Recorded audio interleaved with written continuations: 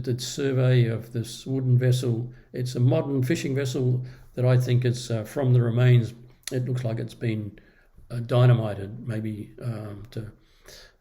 so it couldn't be looked at systematically for maybe insurance purposes.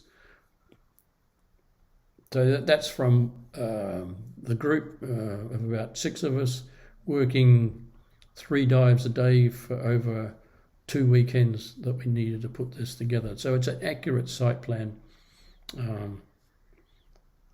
the very first step in doing maritime archaeology.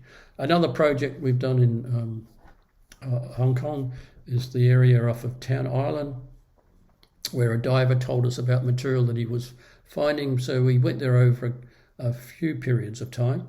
The last one was 2014, when we did a series of trenches, 1, 2, 3, 4, 5, 6, 7, 8 trenches. A couple of we didn't use, but we found several of these, what were Qing and some Ming and some Yuan dynasty artifacts.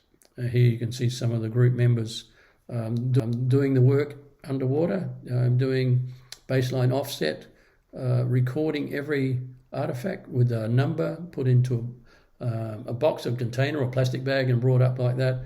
And then every artifact with that number was put onto the artifact, and all this material was handed over to AMO, the Antiquities and Monuments Office. We actually did the conservation work, or the group did the conservation work themselves. We only had, in the first few days, the first work we did on the site was only a few artifacts, but then in 2014 we had quite a few. So fortunately we had the assistance of Paul Harrison, who was then with the Hong Kong Maritime Museum and helped in the conservation work of those 300 odd artifacts. He helped train a number of Hong Kong people. We had a few people from Australia also come to help us in that work. A big part of what was important was the artifact documentation.